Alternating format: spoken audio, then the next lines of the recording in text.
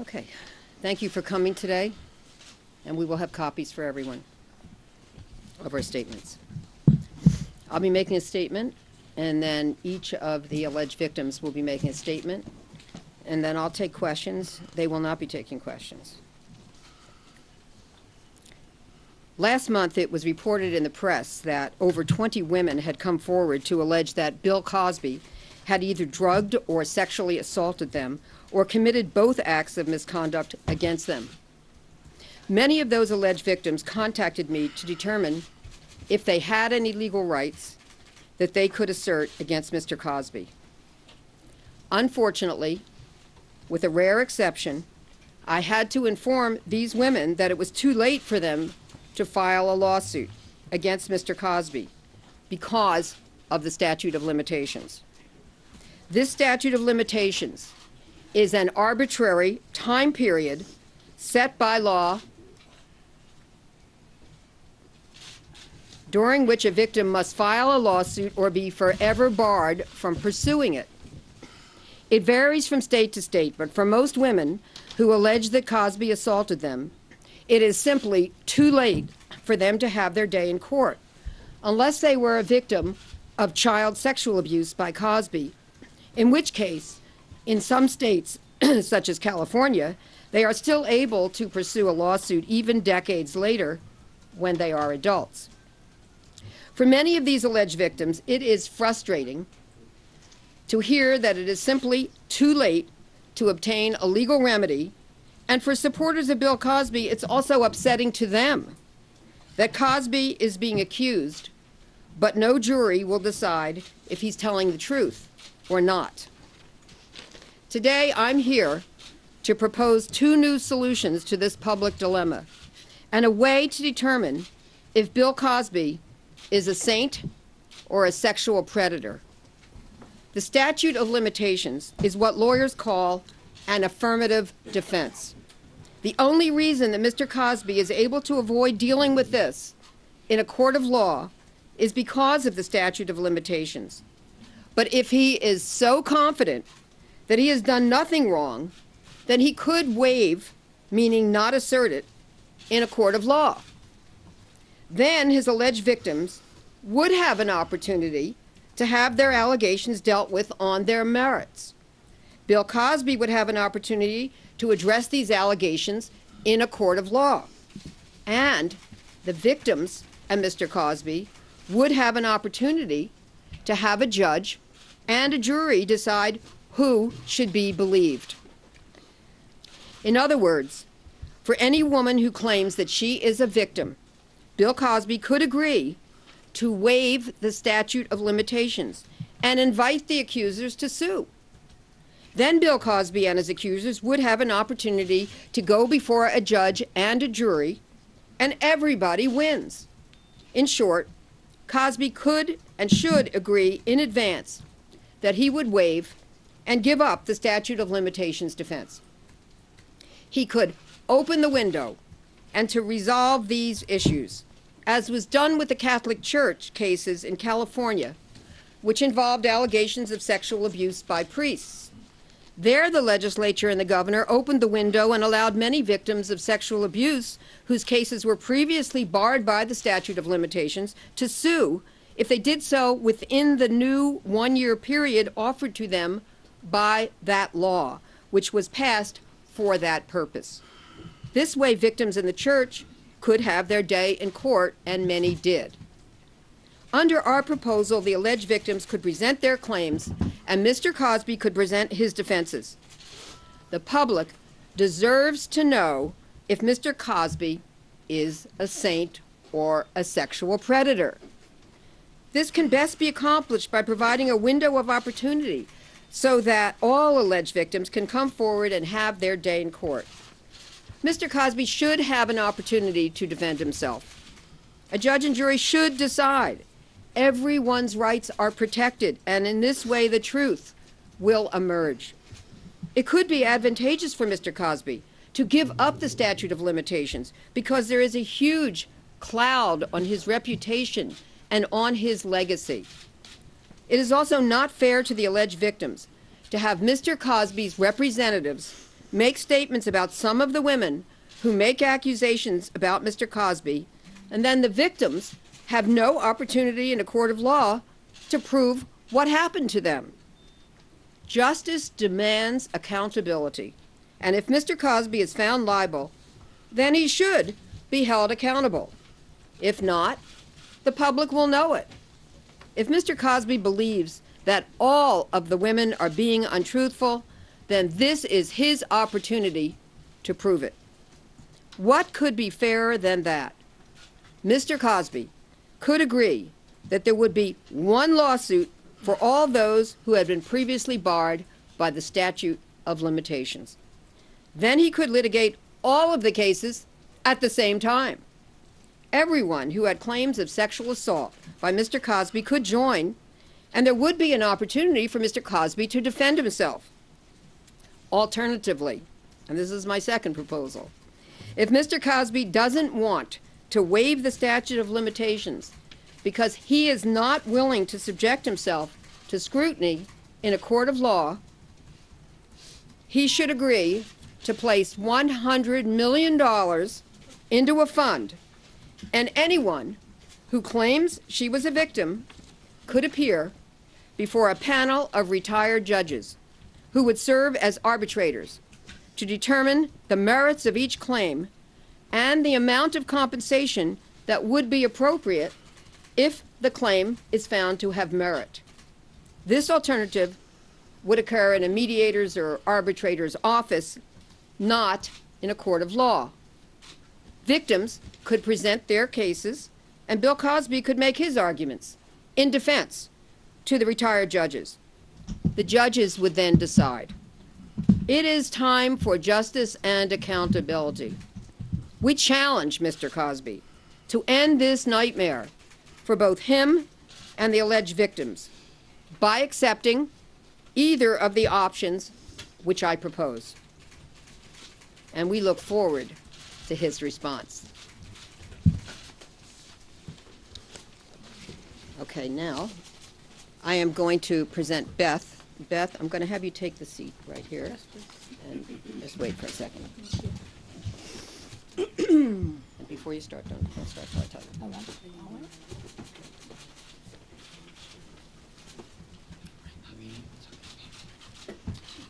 I don't know. It's okay. Okay, wait. Was that me? Sorry, hold on.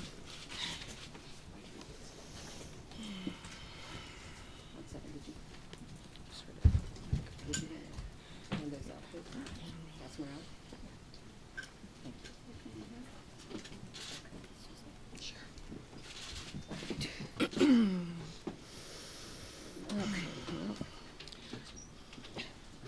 Do I need to say my first You name, can last name? What, yes, if you want as well. All right. if you'd like. Yes, Okay. please. Hello, and thank you. My name is Beth Ferrier. This is my statement. In the mid-80s, I was an aspiring model and actress when I met Bill Cosby in New York City through my then agent. Mr. Cosby pursued me, and we ended up having an extramarital affair for several months. A few weeks after I ended things with him, he called me and told me that he was coming to Denver, Colorado, where I resided at the time, to perform at a now defunct club. I went at his request to see his performance. When I arrived backstage, Mr. Cosby greeted me. Thank you.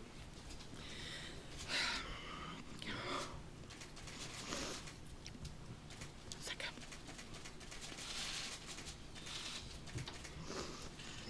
Thank you.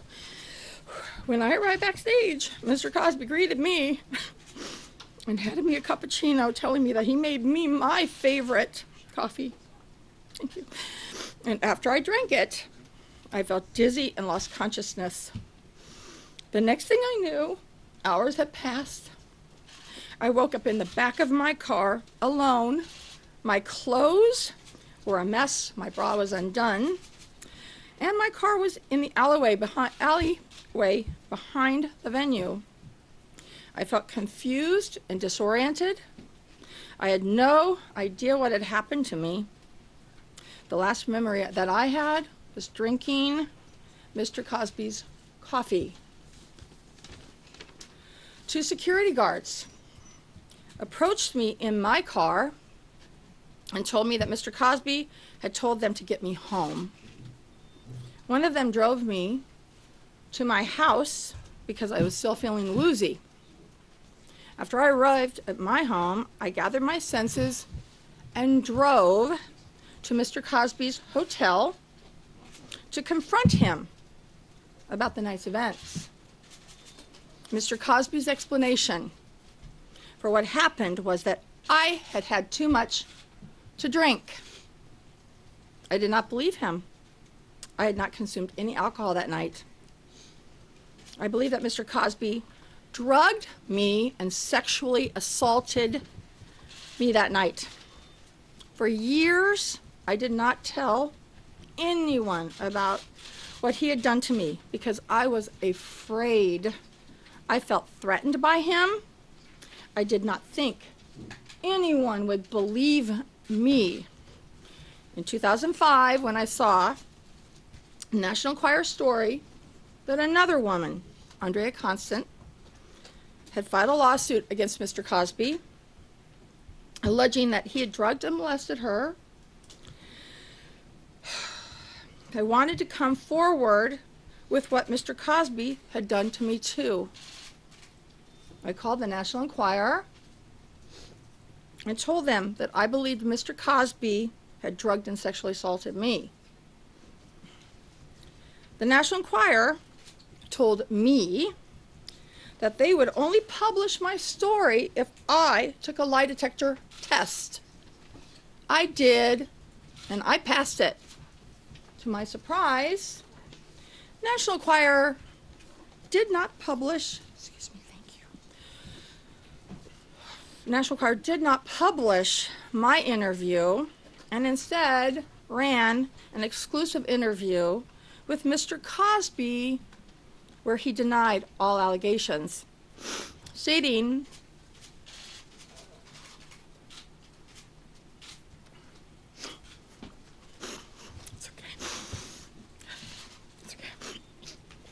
that sometimes you try to help people, let me say it again. This is what he said, stating that sometimes you try to help people and it backfires on you, and then they try to take advantage of you. I became Jane Doe number 5 in Miss Constance's lawsuit. I received such fierce backlash when I came forward in 2005 that I had to change my number several times. I lost relationships with my family and friends. And now I have recently learned that Mr. Cosby, I have recently learned that Mr. Cosby admitted in his deposition in 2005 that he did not want National Enquirer to publish my story because it would make the public believe that maybe Andrea was telling the truth. If Mr. Cosby would accept Gloria Allred's proposal, I would be able to have my day in court. I want Mr. Cosby to face justice for what he has done to me and to so many other women. I hope my coming forward inspires any other person harmed by Mr. Cosby to have courage to come forward and to tell the truth about what happened. Thank you.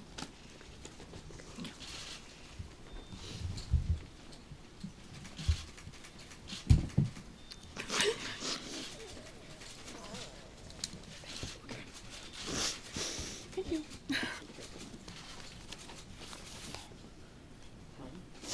Your turn, dear. You're going to see it.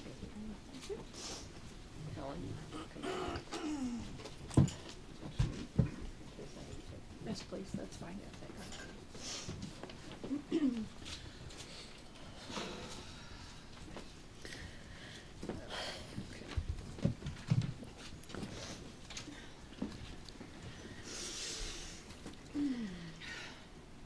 My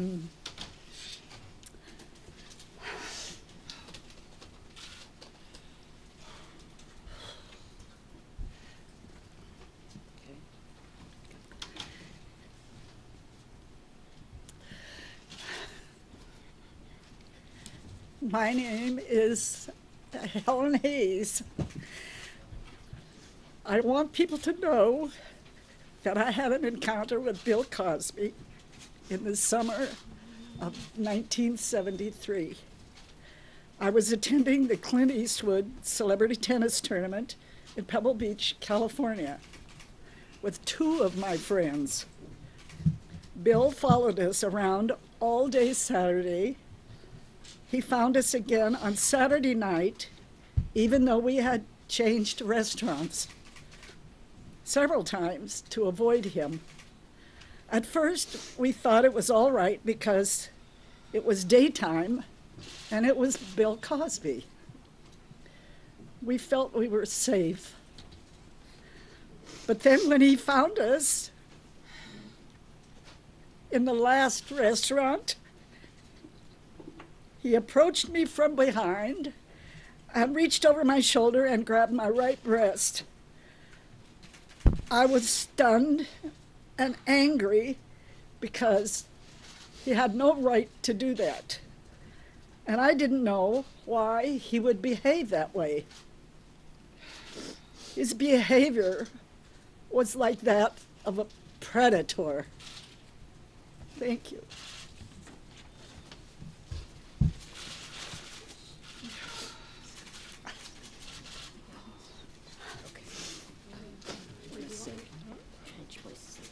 Shalon.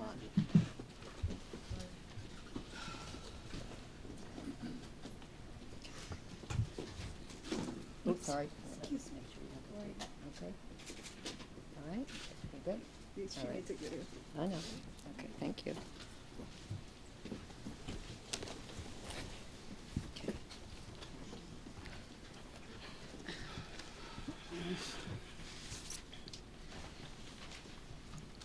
In 1986, I was working at the Las Vegas Hilton while I was in high school. I was 17 years old and an aspiring model. Shalon. I was working at the Hilton as a bell dispatcher at the bell desk.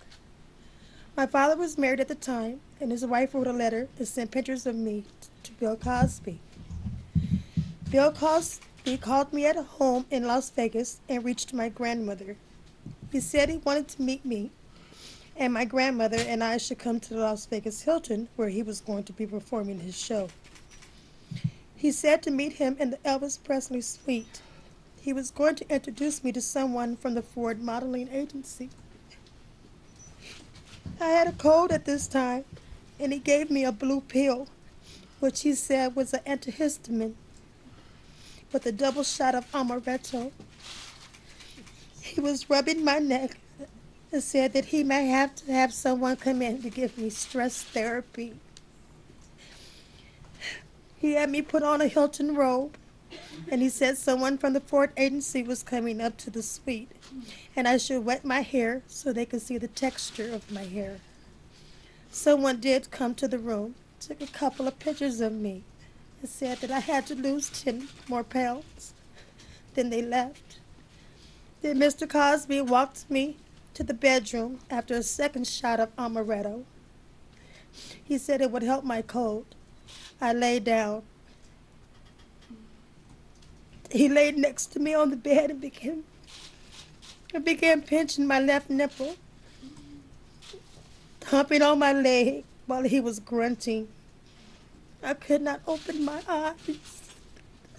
I couldn't move or say anything. I felt something warm on my legs, and I blacked out. 13 to 16 hours later, I woke up to him clapping his hands, saying, "Daddy says wake up." He gave me $1,500, and he said the money was to buy something nice for me and my grandmother, and I also invited us to go to the Temptations with my grandmother. My grandmother went, but I did not go because I felt too sick. Then he invited us to his show. My grandmother really wanted to go, but I didn't. But I went, and I heckled him. As a result, I was fired. My life destroyed.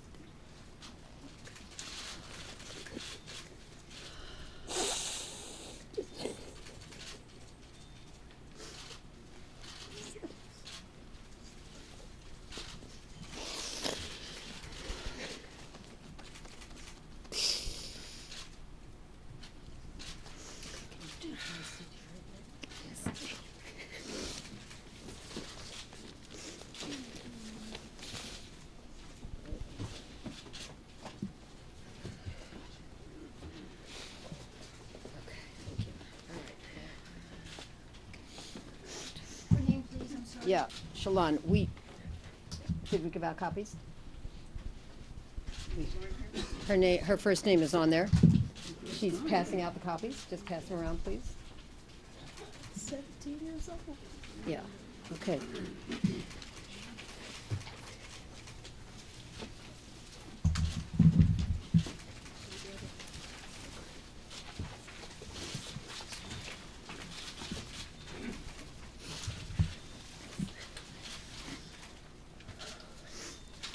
All right, so I'll take a few questions. They will not be taking questions.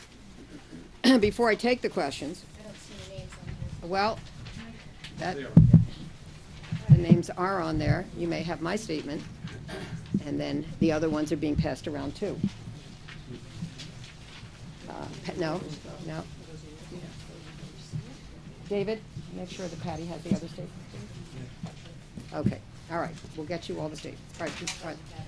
Okay, everyone will get every statement. So before I take questions, I just want to say that this is what I propose that Bill Cosby do. This is a proposed waiver of the statute of limitations, which he could sign. So this is what I challenge him to do. And here's what it says. It says, I, Bill Cosby, hereby agree to waive the statute of limitations defense for 6 months so that anyone who feels that they have a claim against me for sexual misconduct will have 6 months from December 4th, 2014 to file a lawsuit. And then he can sign it. And then everyone who would otherwise be barred from the statute of limitations could file. He could agree that it would all be, for example, in California, and that everyone, no matter which state they're in, and they are from many different places, that is, the many victims have contacted me, some of whom are not here today, and they could all sue here or in Massachusetts, which apparently is his residence, or another state. But the point is waiver of the statute of limitations. All right, so now